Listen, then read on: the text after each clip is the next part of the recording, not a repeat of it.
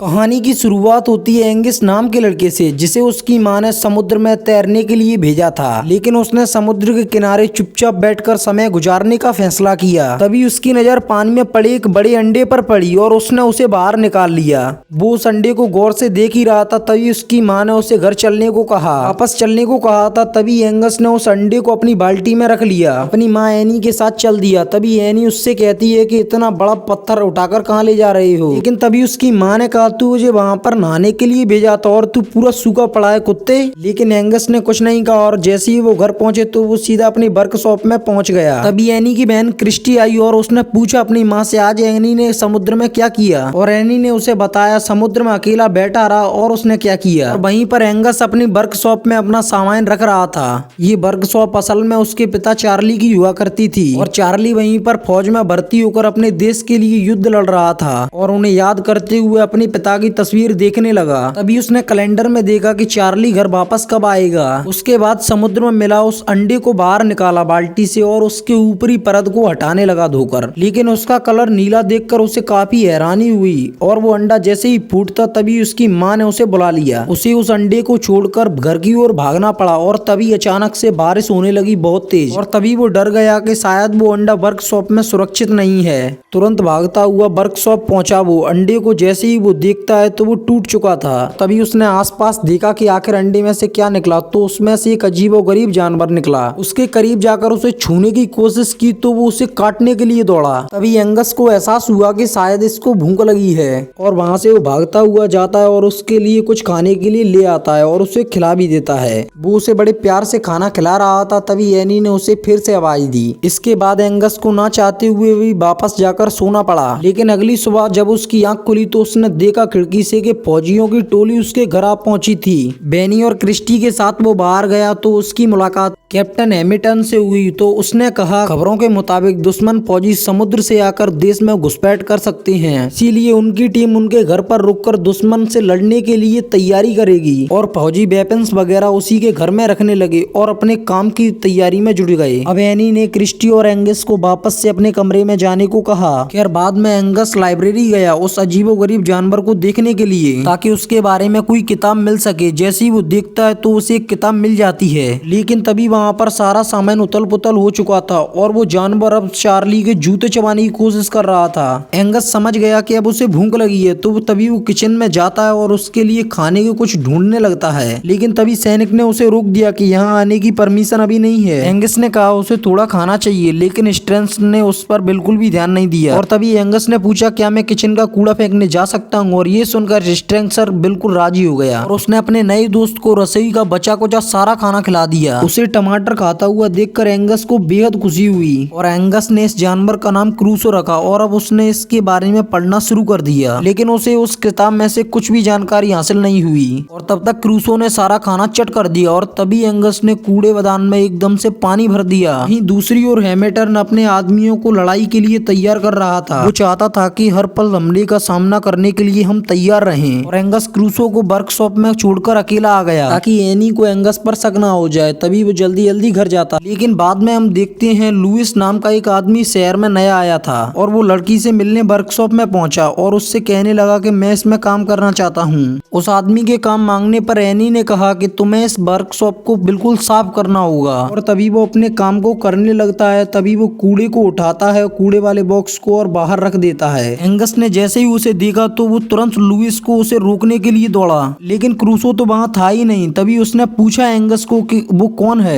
Angus ने उसे कहा कि ये उसके पिता की वर्कशॉप है, इसमें हाथ मत लगाओ। उसने कहा कि मेरे पिता लौटने वाले हैं। तभी लुइस ने कहा कि देख भाई, तब तक तेरे बाप यहाँ पर नहीं है, तब तक तो इस वर्कशॉप का मालिक मैं ही हूँ। ये सुनकर एंगस वहाँ से बाहर आ गया और तभी वो क्रूसो को ढूंढने लगा। हम देखते हैं कि क्रूसो अभी एंगस के घर में आ गया था। लेकिन तभी स्ट्रंग का कुत्ता चल चल उसके पीछे दौड़ने लगा। खुशकिस्मती से वो कुत्ता चैन से बंधा हुआ था, इसीलिए वो बच जाता है। इस वजह से वो उस जानवर को खाने में नाकामयाब रहा। और वो बाथरूम में आ गया। उसी पल क्रिस्टी बाथरूम में घुसी तो उसे देखकर जोर से चिल्ला पड़ी। उसकी आवाज सुनकर एंगस तुरंत समझ गया कि क्रिस्टी ने क्रूसो को देख लिया है। इसलिए उसने क्रिस्टी को समझाया और उसे शांत किया कि वो उसका दोस्त है, कि ये उसे समुद्र के किनारे मिले एक अंडे से निकला है। क्रिस्टी तो अब भी बहुत डरी हुई थी, लेकिन एंगस ने वादा लिया कि वो एनी को ना बताए, क्योंकि क्रूसो किसी को नुकसान नहीं पहुंचाता है। लेकिन दूसरी ओर एनी वर्कशॉप में लुइस से मिलने आई। अपने साथ अपने पति के कुछ कपड़े लेकर आई और उसने उन्हें लुइस को दे दिया कि तुम इन्हें पहन सकती हो, क्या वो वापस कभी नहीं लौटेगा। तो इस बार एनी ने भारी मन से कहा कि वो कभी वापस नहीं लौटेगा। तभी लूसो ने कहा कि एंगस तो मुझसे कह रहा था कि उसके पिता वापस आने वाले हैं। सच एंगस को इसलिए नहीं बताया क्योंकि वो अभी बच्चा है और चार्ली की मौत तो पानी में समुद्र के जहाज के दौरान ही हो गई थी। अब लूसो से बाथरूम में हो रही लीकेज को ठीक करने के लिए मदद मांगी और तभी हम देखते हैं कि उसी बाथरूम में ही क्रिस्टी और एंगस ने उस बच्चे को छुपा रखा था। जैसे ही लुइस ने दरवाजा खटखटाया तो उन्होंने उसे अंदर आने से रोकने की बहुत कोशिश की,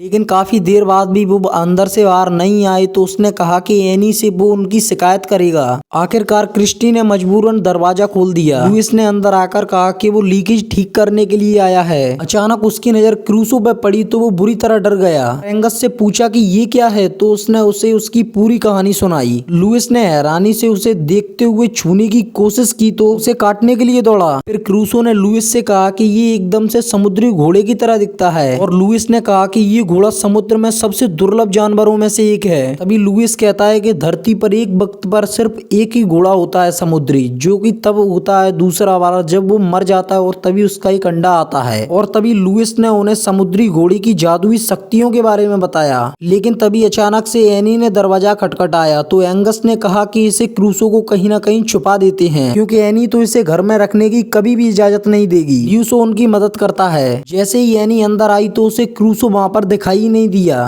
क्रूसो डब्बे से झांककर बाहर देख रहा था, तभी लुइस ने उसे वहीं पर बंद कर दिया। इसके बाद एनी जैसे ही बाहर आई तो उसकी मुलाकात हैमिल्टन से हुई। फौजियों के होने वाले डिनर में न्योता दिया उन्हें शामिल होने को। उसके बाद लुइस ने एंगस से कहा कि उन्हें वापस उस समुद्री घोड़े को समुद्र में छोड़ना होगा, कि वही उसका असली घर है। लेकिन ये सुनकर एंगस बिल्कुल भी राजी नहीं था उसे छोड़ने को और कहता है वो मेरे साथ ही रहेगा। और तभी वहाँ पर फौजियों का डिनर शुरू हो गया उन्हीं के घर पर। तभी क्रूसो को बाथरूम में छोड़कर किसी काम से जाना पड़ा और गलती से दरवाजा बंद करना भूल गया। मौके का फायदा उठाकर क्रूसो एक बार फिर से बाहर निकला और तभी ड्रंक के कुत्ते चर्चिल को उसकी खुशबू आ गई। अब वो कुत्ता पागलों की तरह उसे ढूंढने लगा। जैसे ही क्रूसो को वो कुत्ता दिखाई दिया और वो क्रूसो का पीछा करने लगा और वो डॉग डिनर टेबल पर चढ़ गया और सारा का सारा खाना बर्बाद कर दिया। लेकिन उन सभी को तो तभी वहाँ पर सिर्फ और सिर्फ चर्चिल ही दिखाई दिया। अब क्या चर्चिल की बहुत जोर से कुटाई होगी। इधर क्रूसो भागता हुआ जाता है और बाहर के फुब्बारे में एकदम से कूद जाता है और तभी एंगस चारों तरफ क्रूसो को ढूंढ रहा था और तभी लुइस ने उसे वापस घर जाने को कहा।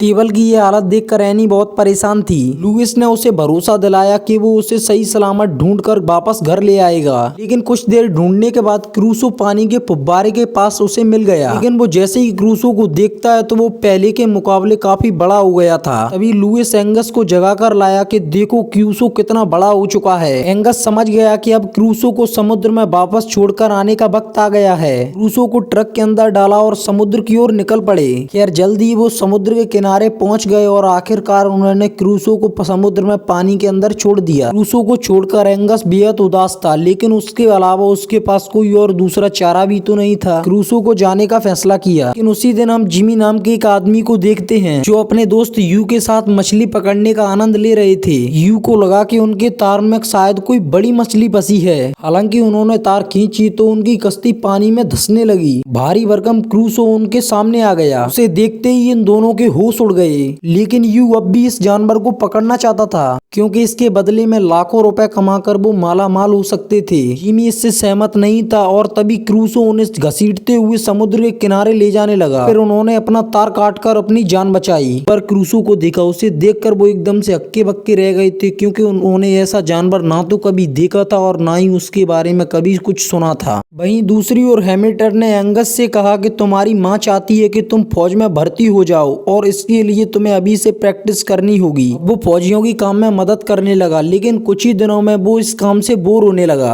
वो कैप्टन हैमिल्टन से बचकर आंख बचाकर एकदम से समुद्र की ओर भागने लगा। एंगस ने क्रूसो को बहुत जोर जोर से आवाज लगाई, लेकिन वो कहीं दिखाई नहीं दिया। नाव लेकर उसे ढूंढने निकल पड़ा, लेकिन कुछ ही देर में क्रूसो उसे पानी के अंदर दिखाई दे जाता है। क्रूसो को इतना बड़ा देखकर एंगस एकदम से हैरान रह गया और फिर वो जंप लगाता है और क्रूसो के ऊपर बैठ जाता है और फिर क्या मस्ती से सवारी करने लगता है समुद्र में। और इस शहर में एंगस को बहुत मजा आया और अब वो उसे अपने घर जाने के लिए उसे छोड़ देता है। तो उस वक्त स्ट्रंग का कुत्ता चर्चिल भी वहाँ पर था और तभी उसे क्रूसो की खुशबू आ गई। स्ट्रंग भी उसी के साथ ही था, इसलिए चर्चिल जैसे ही किनारे की तरफ भागा तो वो भी वहाँ पर पहुँच गया। क्रूसो जैसे बड़े अजीबोगरीब जानवर को उसने कभी नहीं देखा था। वो चाहकर भी अपनी आंखों पर यकीन नहीं कर पा रहा था। इस बार एंगस ने क्रिस्टी और लुइस को अपनी समुद्र की सैर के बारे में बताया, जिसे सुनकर वो दोनों काफी खुश हुए। लेकिन एनी ने वापस से उन्हें हंसता हुआ देखा और वो वहाँ से अब जाने लगी। तभी लुइस ने उसे देख लिया और वो भी उसके पीछे गया और तभी एनी ने लुइस का शुक्रिया अदा किया। उसने अपने बच्चों को इतने दिन बाद खुलकर हंसते हुए देखा था। इस पर लुइस ने उसकी बात को हंसकर टाल दिया। लेकिन वहीं दूसरी ओर के जिमी ने चौक नाम के रिपोर्टर को अपने होने वाले हादसे की पूरी कहानी सुनाई। क्रूसो के बारे में सुनकर जॉक ने सोचा कि वो इसके जरिए इन्वेस्टर्स को लाके आ सकता है, क्योंकि डुइरिस को ऐसे अनोखे जानवर देखने में दिलचस्पी होगी। लेकिन यू ने कहा कि शहर जैसा है वैसा ही ठीक है। लेकिन तभी जॉक ने कहा कि समुद्र में ऐसा कोई खतरनाक जानवर है तो उसके बारे में लोगों को पता होना चाहिए, उन्हें जानने का पूरा हक है। तभी हैमिल्टन एनी और उसके बच्चों को लेकर बड़ी सी पहाड़ी पर घूमने के लिए जाते हैं वो, ताकि वो उन्हें अपनी फौज की पूरी तैयारी दिखा सके और वो जंग में होने वाले हथियारों का नमूना दिखाना चाहता था। कैप्टन ने अपने आदमियों से कहा कि पानी में छुपे दुश्मनों को हमला करने को। ये सुनकर एंगस को एहसास हुआ कि इससे क्रूसो की जान को खतरा हो सकता है, इसलिए क्रूसो ने एनी से मिन्नतें की ताकि वो फौजियों को रोक सके। एनी को समझ नहीं आ रहा था कि वो क्या कह रहा है। एंगस को चुपचाप खड़े रहने को कहा। तब क्रिस्टी ने एनी से कहा कि एंगस सही कह रहा है। एनी ने उसकी बात भी नहीं मानी। इधर फौजियों ने पानी में हमला करना शुरू कर दिया और क्रूसो पानी में इन हमलों से बुरी तरह से डर गया और इन हमलों से बचने की कोशिश करने लगा। उधर जिमी और जॉक क्रूसो की समुद्र के किनारे तस्वीर लेने के लिए आए थे, लेकिन वो क्रूसो की एक भी झलक ना पा सके। अब उन्होंने क्रूसो का नकली पुतला बनाकर एक और फोटो खींच ली और अगले दिन के अखबार में भी छाप दी। उसके बाद श्रृंग ने अखबार जैसे ही पढ़ा तभी उसे याद आया कि ये तो वही भयानक जानवर है जिसे उसने समुद्र के किनारे देखा था। बाकी कुछ फौजियों ने मिलकर क्रूसो को बाहर निकालने का फैसला किया। उसके बाद क्रिस्टी एंगस से कहती है तुम ल्यूसो को लेकर और घर से बाहर भाग निकले ताकि वो देख सकें कि क्रूसो कैसा है। जैसे ही वो समुद्र के किनारे पहुंचे तो क्रूसो ने उसे आवाज दी। पहले तो क्रूसो बाहर नहीं आया, लेकिन जब वो आया तो एकदम से जंगली और बेकाबू सा हो चुका था। उसने एंगस को भी नहीं पहचाना और उसे खाने की कोशिश की। ये देखकर लुइस और एंगस हैरान रह गए। उन्हें समझ नहीं आ रहा था कि ये सब क्या हो रहा है। वापस से क्रूसो पानी में चला गया और फिर एंगस ने सारा इल्जाम ल्यूसो पर लगाया। उसके कहने पर ही क्रूसो को उन्होंने समुद्र में छोड़ा था। इधर स्ट्रंग के फौजी और उसके साथी क्रूसो की खोज में कश्ती में लगे थे। आज वो क्रूसो को जान से मारने के इरादे से आए थे। जैसे ही वो समुद्र के किनारे पहुंचे तो उन्हें चर्चिल के भौंकने की आवाज आई। स्ट्रंग समझ गया कि जरूर चर्चिल ने कुछ न कुछ तो देखा है, लेकिन तभी उसने कश्ती को आवाज की दिशा में जाने को आदेश दिया और तभी अचानक क्रूसो चर्चिल को जिंदा ही चबा गया और फिर चारों ओर शांति हो गई। फौजियों को कुछ समझ ही नहीं आया कि यहाँ पर क्या हुआ था। फिर उन्हें थोड़ी सी आवाज आने पर ही वहाँ पर फायरिंग स्टार्ट कर दी। क्रूसो ने जहाज में टक्कर मारकर सबको पानी में गिरा दिया। लेकिन वहीं दूसरी ओर हैमिल्टन को समुद्र में हो रही गोलीबारी की खबर मिली। तभी उसे लगा कि दुश्मनों ने उन पर हमला कर दिया और तभी सभी फौजियों को कहा कि तैयार हो जाओ जवाबी हमला करने के लिए। एनी को घर में बच्चों के साथ छुपने को कहा। तभी एनी ने क्रिस्टी को पूछा कि एंगस कहाँ है। क्रिस्टी ने कहा कि वो घर में नहीं है। ये सुनकर एनी के तो पसीने ही छूट गए। तभी एनी ने कहा कि वो युद्ध में ऐसे हालात में उसे अकेला नहीं छोड़ सकती, इसीलिए वो भी जिद करके हैमिल्टन के साथ समुद्र की ओर निकल पड़ी। हैमिल्टन ने उसे समझाने की काफी कोशिश की, लेकिन एनी कुछ भी मानने को राजी नहीं थी, इसीलिए उसे एनी को अपने साथ ले जाना ही पड़ा। उधर समुद्र में क्रूसो एकदम से बेकाबू हो चुका था और उसने स्ट्रंग को पकड़कर अपने मुंह में उठा लिया। लेकिन तभी एम वक्त पर वहीं पर एंगस पहुंचा और उसने क्रूसो को रोकने की कोशिश की, लेकिन क्रूसो ने उसकी एक न सुनी। अभी एंगस उसके पास जाने लगा, फिर अचानक उसका पैर फिसल गया और वो डूबने लगा। देखते देखते ही क्रूसो ने स्ट्रंग को छोड़ दिया और एंगस को बचाने के लिए वो पानी में से उसे बाहर निकाल देता है और तभी एंगस एकदम से बेहोश हो चुका था। ल्यूसो और क्रूसो ने उसे जगाने की कोशिश की, मगर उसके शरीर में अभी कोई हलचल नहीं थी। उन्होंने हिम्मत नहीं हारी और आखिरकार एंगस को होश आ ही गया। क्रूसो को पहला जैसा देखकर एंगस बेहद खुश था। तभी कैप्टन हैमिल्टन को खबर मिली कि उन्हें दुश्मनों की कश्तियों का कोई सुराग नहीं मिला और तब भी उसने पानी में हमला करते रहने को कहा फौजियों को, और वो समुद्र के किनारे पहुंच गए। लेकिन उसी समय पर फिर से क्रूसो पानी के अंदर छुप गया और एनी एंगस के पास गई और उसे सही सलामत देखकर बेहद खुश थी। एंगस ने क्रूसो के बारे में उसे सब कुछ समझाने की कोशिश की, लेकिन तभी एनी को गुस्सा आ गया और उसने एंगस से कहा कि अपनी ख्याली दुनिया से बाहर आओ। लेकिन तभी सही समय पर क्रूसो पानी से बाहर आ गया और तभी उसे एहसास हुआ कि एंगस एकदम से सही कह रहा था। कैप्टन इतने विशालकाय जानवर को देखकर एकदम से हक्का बक्का रह गया था। हैमिल्टन के मुताबिक पानी में सैनिकों ने हमला शुरू कर दिया था। एंगस क्रूसो की पीठ पर बैठ गया ताकि उसे उन हमलों से बचाया जा सके। देखकर एनी पूरी तरह घबरा गई और एनी ने इसी समय पर हैमिल्टन से कहा कि इस हमले को रोक दो। हैमिल्टन ने अपने फौजियों से बात करने की कोशिश की तो एकदम से कॉल पर आवाज ही नहीं जा रही थी। हैमिल्टन, लुइस और एनी तीनों एक ही कश्ती में बैठकर पानी में समुद्र में उतर जाते हैं और वो उसके पीछे गए। उसके पीछे होने की वजह से क्रूसो बच रहा था हमलों से। क्रूसो उनकी पहुंच से दूर जाने वाला था तो उन्होंने पानी में बिछाया हुआ जाल एकदम से खोल दिया, जो कि उन्होंने दुश्मनों के लिए बिछाया गया था। लेकिन बदकिस्मती से क्रूसो उस जाल से पार नहीं हो पाता है और तभी लुइस ने एंगस से कश्ती में कूदने को कहा। तभी एंगस ने क्रूसो से दूर होने से पहले कहा कि वो उसका सबसे खास दोस्त है और वो उसे हमेशा याद रखेगा। इसके बाद वो पानी में कूदकर वापस से कश्ती में चढ़ गया। क्रूसो ने पानी में इतनी जोर से छलांग लगाई कि वो सीधा उस जाल को एकदम से पार कर गया। ये देखकर एंगस और उसके बाकी साथी खुशी से झूम उठे, क्योंकि क्रूसो फौजियों के हमले से बचकर दूर चला गया था। तो आपको ये कहानी थोड़ी सी अच्छी लगी या फिर थोड़ी बच्चों जैसी लगी, कमेंट करके जरूर बताना यार, ताकि हम आगे और भी बेहतर मूवी ला सकें।